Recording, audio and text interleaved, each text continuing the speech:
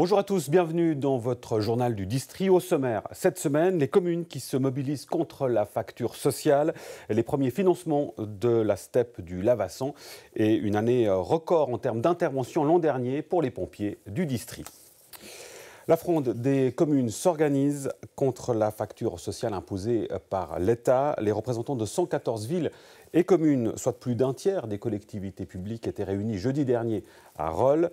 Un événement qui a donc remporté un franc succès et auquel a assisté Joël Brunner. Ce soir, ce sont quelques 114 communes qui sont représentées. Plus de 150 personnes sont attendues au casino de Rolle. Pourquoi être là ce soir? Je suis là ce soir parce que la péréquation et la facture sociale posent des problèmes assez importants à notre commune, qui est une commune un peu atypique d'un point de vue fiscal. Et nous payons actuellement pour l'année 2020 8,5 millions de factures sociales. Ce qui représente Ce qui représente le 90% de nos impôts collectés sur la commune. Parce que le thème est important et qu'il faut arriver à avoir une position qui évolue sur cette question de la facture sociale. Pour être solidaire avec toutes les communes et celle de Rolle qui nous invite notamment par rapport à la facture sociale qui devient vraiment beaucoup trop lourde pour les communes.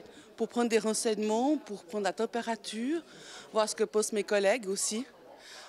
C'est surtout pour ça, principalement effectivement, pour voir.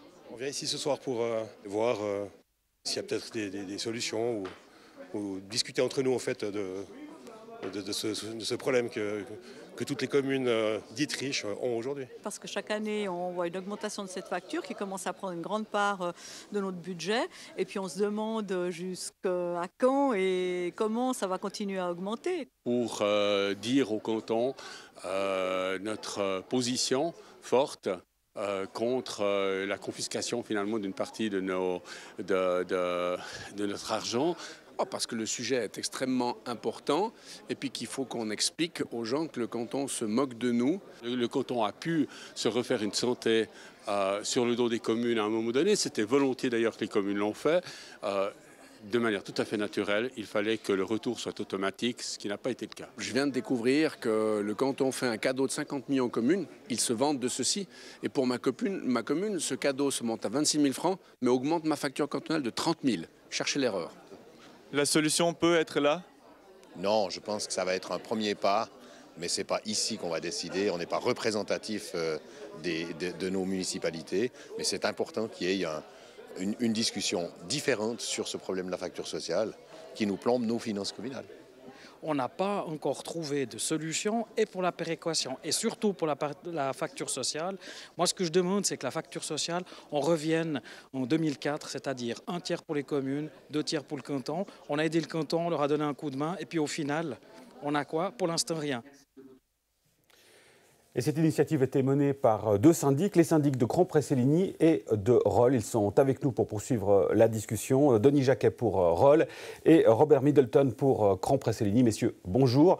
Alors, une première chose, Robert Middleton, on a entendu facture sociale, on a aussi entendu péréquation. Il faut bien séparer les choses. Je vous propose juste de nous expliquer ce que c'est que cette fameuse facture sociale qui fait tant mal. Alors, je dois corriger d'abord votre petite introduction. Nous ne sommes pas contre la facture sociale.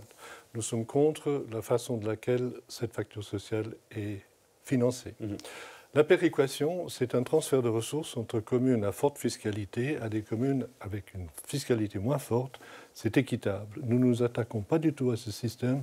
Nous nous attaquons au fait que la moitié environ des coûts de la facture sociale sont payés par les communes.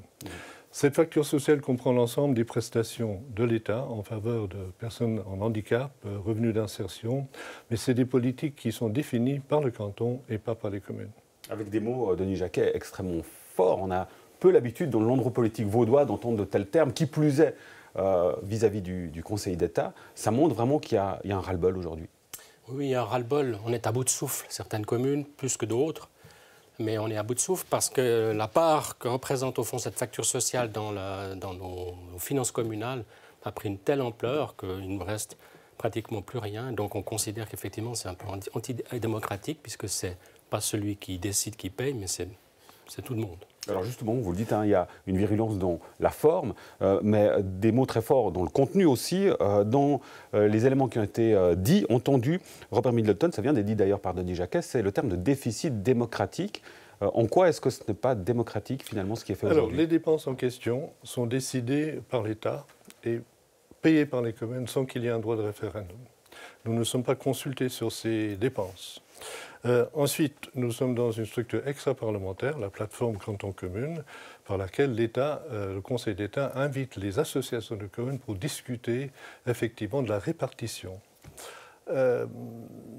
Le problème, c'est que c'est un peu trop facile de dire que les communes sont d'accord parce que les associations de communes sont d'accord. La voix enchanteresse de M. Broulis endort nos représentants. On ficelle un paquet, on le présente comme fait accompli au Grand Conseil et le Grand Conseil ne peut pas vraiment remplir son devoir. D'où ce déficit démocratique que vous évoquez. Ça vient d'être dit par Robert Middleton, Denis Jacquet, le rôle de ces associations de communes, il y en a deux principales, qui sont censées finalement soutenir la position des communes, et vous nous dites que ce n'est pas le cas. Non, ce n'est pas le cas. Elle manque de rigueur, je dirais, en tout cas de détermination. J'ai le sentiment qu'on n'est pas suffisamment entendu, surtout pour certaines pour lesquelles, évidemment, la facture sociale a un impact énorme, mais je crois que toutes les communes sont touchées, et donc tout le monde reconnaît ce problème et on n'entend pas franchement de la part des associations de communes porter jusque sur la plateforme de discussion avec le canton en disant les communes maintenant elles réclament plus que ce qui est peut-être aujourd'hui proposé. Alors ça c'est le constat, Robert Middleton. Quelles sont les pistes finalement aujourd'hui? Qu'est-ce qui est envisagé? Je pense qu'il faut ajouter que nous sommes en face d'adversaires qui essayent de brouiller les pistes. Madame Métro parle de la facture sociale. Comme je viens de dire, nous ne sommes pas contre la facture sociale. Monsieur Broulis souligne qu'effectivement, il y a une solidarité, il parle de péréquation. Nous ne parlons pas de péréquation, nous parlons de facture sociale. C'est très habile, monsieur Broulis, je vous félicite, mes compliments, mais ça brouille la discussion. Ce que vous nous dites, c'est que le Conseil d'État manipule? C'est ce que je comprends dans vos propos? C'est une procédure qui n'est pas démocratique. C'est ça que je dis. Et du coup, les pistes de solution, Denis Jacquet, aujourd'hui, face à cette situation, qu'est-ce qui est envisagé? On envisage surtout de s'appuyer maintenant sur les députés du Grand Conseil, parce qu'on se rend bien compte que les associations de communes auront de la peine toutes seules à atteindre ces objectifs que nous estimons atteignables. Donc nous, maintenant, notre travail, ça va être surtout de convaincre qu'une reprise de la facture sociale par le canton, c'est quelque chose de tout à fait réaliste et tout à fait techniquement possible. C'est réaliste et techniquement possible. Dans les faits, comment, Robert Middleton? Alors, il y a des propositions qui sont déjà en préparation, qui sont discutées très prochainement. Une proposition par le député Didier Laurie qui démontre que tout est possible avec une certaine bascule de points d'impôt. C'est techniquement possible. La solution est politique. La solution n'est pas mathématique. Ensuite, il faut calculer en même temps un rééquilibrage de la péréquation entre les communes, mais ce sera beaucoup plus facile une fois qu'on sait que la facture sociale en entier est prise en charge par le canton. Qu'est-ce qui, Denis Jacquet, vous dit qu'aujourd'hui, parce que c'est quelque chose qui dure depuis longtemps, hein, ce n'est pas nouveau cette situation-là, alors c'est exacerbé, mais qu'est-ce qui vous dit qu'on arrive peut-être aujourd'hui à potentiellement une résolution de cette solution, en tout cas qu'on va dans la bonne direction? Évidemment, en rediscutant la péréquation, cette facture sociale, c'est un obstacle dans les discussions. Or, la péréquation, c'est quelque chose de totalement différent, déjà assez compliqué par elle-même, mais surtout la facture sociale pose des problèmes parce qu'elle mélange un peu les genres, et on le rencontre aussi dans les rapports que les médias font auprès du public, où il y a ce mélange de péréquation et facture sociale. Donc on comprend qu'au fond, cette facture sociale, elle dérange plus qu'elle n'apporte de solutions en termes de discussion sur la question péréquative.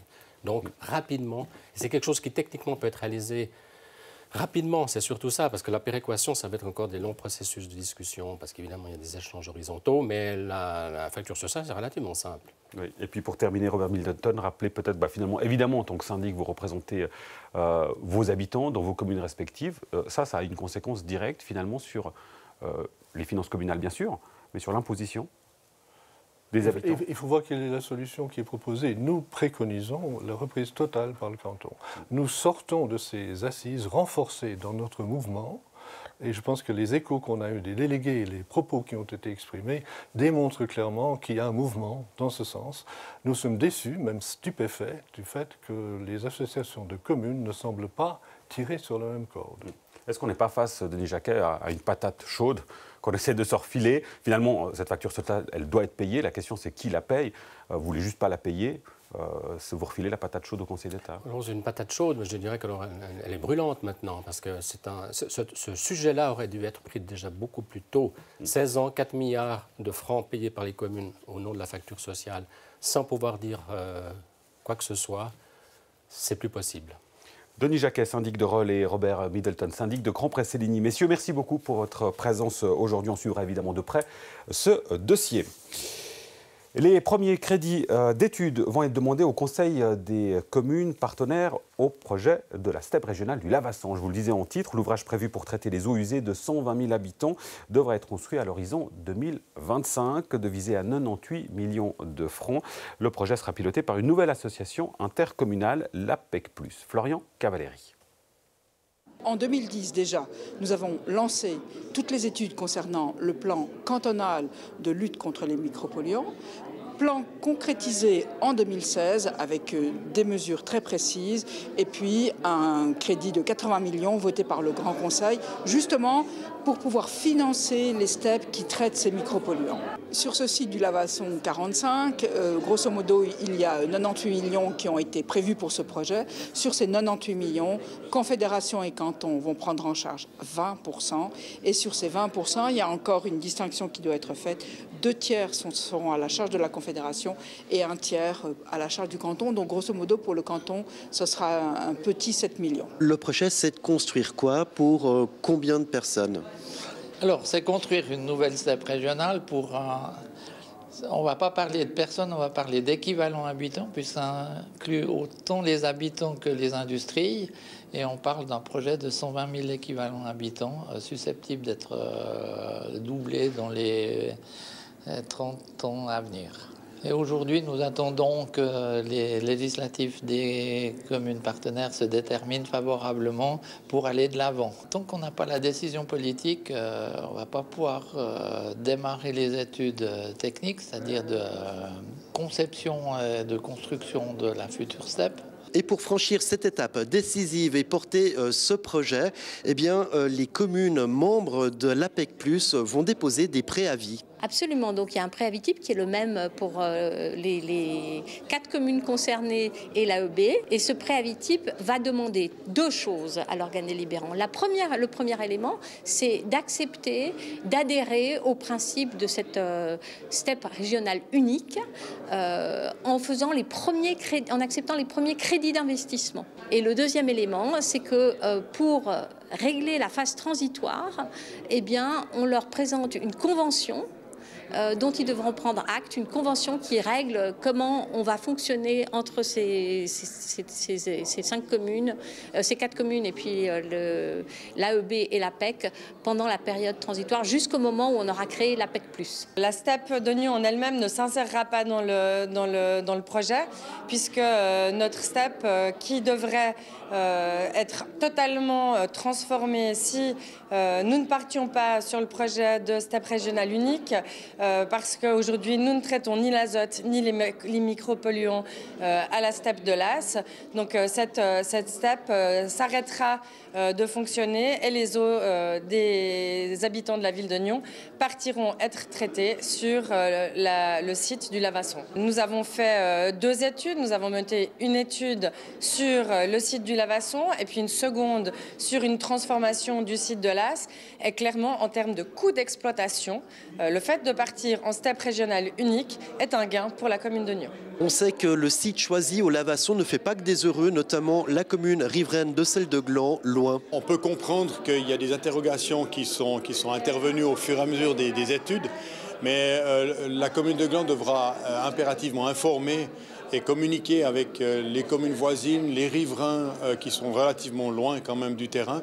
Mais c'est évident que l'information sera quelque chose d'hyper important dans le cadre de ce plan d'affectation Lavasson. On va essayer de rassurer tout le monde, on a tous les outils et du reste les documents seront mis en ligne sur notre site internet, seront mis à disposition lors de la validation au conseil communal du plan d'affectation. On a vraiment toutes des études qui nous permettent de vraiment être très sereins sur la gêne et les nuisances qui seront occasionnées par cette nouvelle STEP régionale. Lundi soir, le conseil communal d'Oignon a accepté une demande de crédit de 600 000 francs concernant les réseaux d'eau et de défense incendie situé à Prongin. Des réseaux alimentés et entretenus par les services industriels de Nyon. Le crédit contenu dans le budget 2020 de la ville de Nyon a fait l'objet d'un préavis distinct suite à l'amendement d'un conseiller. La raison est simple. J'entends les gens de Prongin dire qu'ils n'auraient jamais dû donner le réseau d'eau à la ville de Nyon. Or, si on se remémore les péripéties, c'est que la commune de Prongin n'avait plus assez d'eau, le volume de la tour d'eau n'était plus suffisant et qu'ils auraient dû construire un nouveau réservoir, ce qui avait un coût. À un moment donné, le choix a été fait de préférer se raccorder sur le réseau de Nyon plutôt que de construire une nouvelle infrastructure. L'objectif, c'était quoi finalement? De montrer aux Pronginois que Nyon s'occupe particulièrement bien de leur réseau d'eau?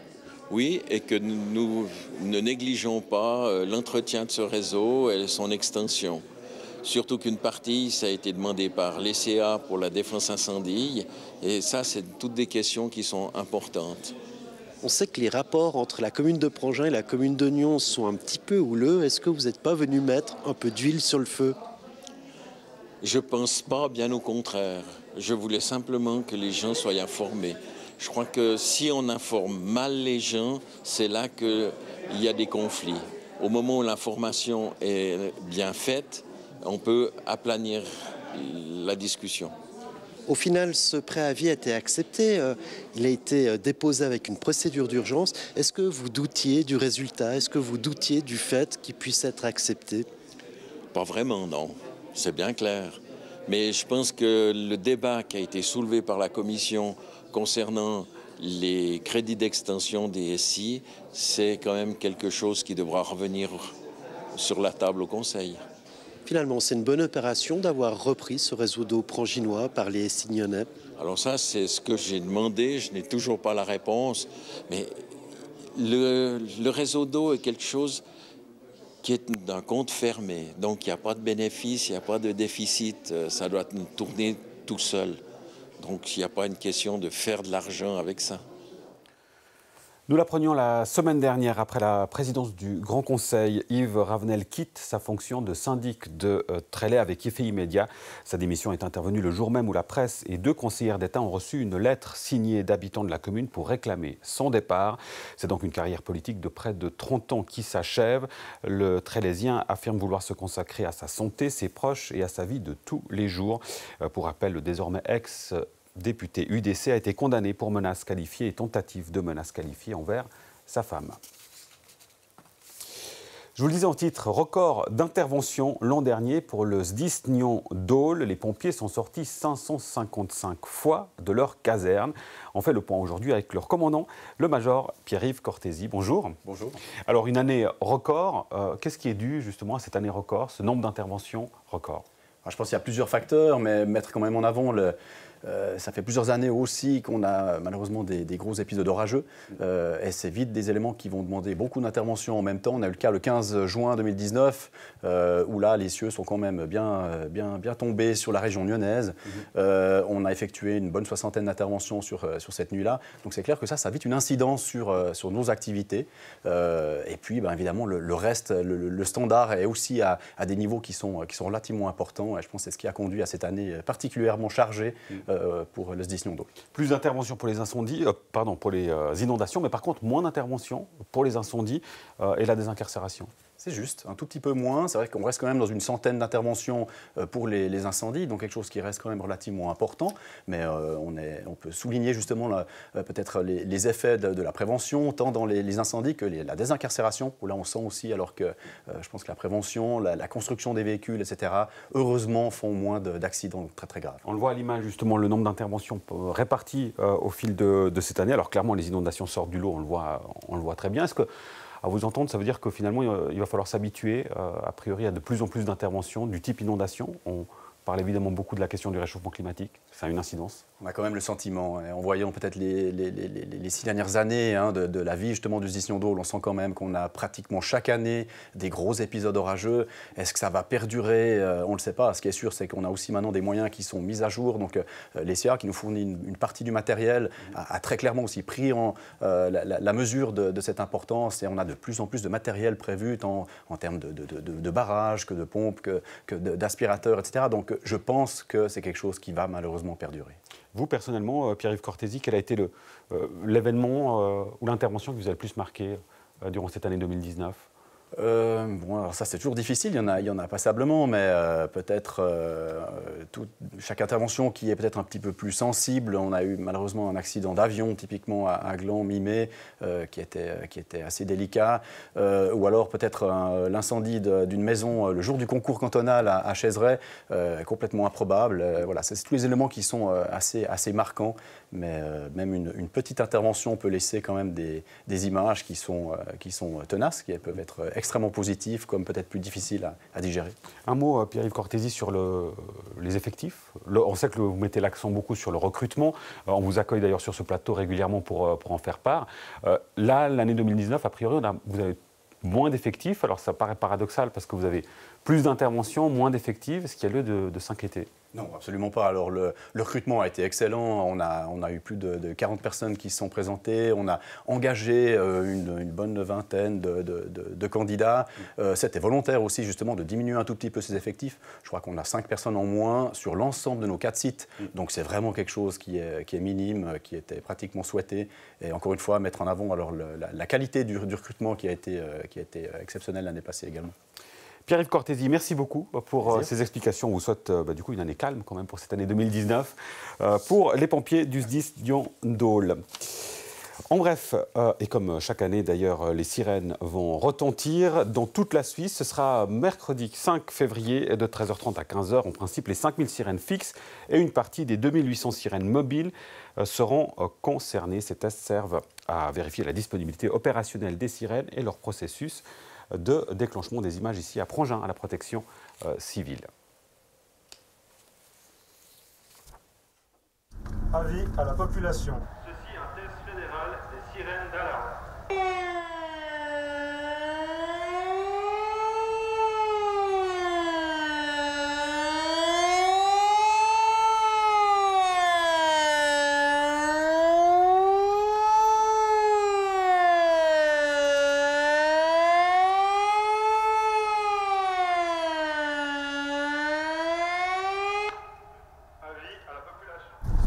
Test fédéral des sirènes d'alarme.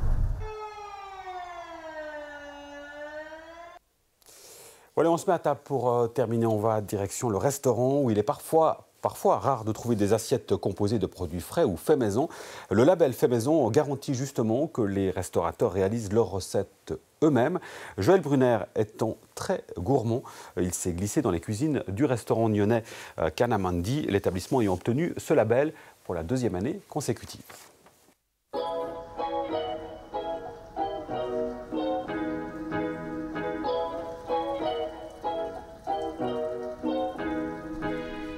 Raphaël Ashtamkar, tu es propriétaire du restaurant Kana Mandir à Nyon, un restaurant qui depuis 2 ans maintenant a obtenu le label fait maison. Alors vous n'êtes pas le seul restaurant dans la région à avoir ce label, il y a aussi l'Everness à Chavannes-de-Bogie et Events et Saveurs au Muy. Alors qu'est-ce que c'est ce label? C'est un label qui a été lancé par Gastro Suisse, la FRC et puis Slow Food. Et puis qui veut vraiment promouvoir les restaurants qui font tout sur place. C'est une cuisine indienne. On peut pas vraiment dire que c'est d'ici, mais c'est pas ça exactement, le label fait maison. Non, le label fait maison, c'est vraiment que ce soit cuisiné sur place, c'est pas que ce soit des plats industriels qui soient juste réchauffés et puis des fois on rajoute un bout de persil ou pour faire croire que c'est maison. Je propose d'aller faire un tour en cuisine pour voir si c'est vraiment fait maison. Donc avec grand plaisir, la cuisine est toujours ouverte. Alors là, le chef de cuisine, Prem Singh. Alors est-ce que vous auriez un exemple de plat typique qu'on peut goûter fait maison dans votre restaurant? Oui, alors ils sont tous faits maison, donc on en a beaucoup. Mais on a des plats, par exemple un poulet tikka au safran. Ça s'appelle tandoor. Ça c'est four charbon. Ça c'est tout suisse, poulet, bœuf et puis charbon. Pas utilisé avec four avec gaz ou électricité parce que le goût c'est différent. Et on a aussi une entrecôte. Donc ça c'est plus un peu fusion parce que c'est une entrecôte qui vient de la boucherie de Genelier. Et c'est aussi avec tout fait maison, avec un beurre qu'on appelle café de Delhi, qui est aussi fait maison. Les accompagnements, oui, donc on a toujours, en général c'est du riz basmati, donc ça il vient pas de Suisse. Et puis avec toujours des légumes qu'on prend chez Alex, que les Nyonnais connaissent bien, qui fait le marché à Nyon. Puis on essaye, dans la mesure du possible, de prendre des légumes de saison et suisses.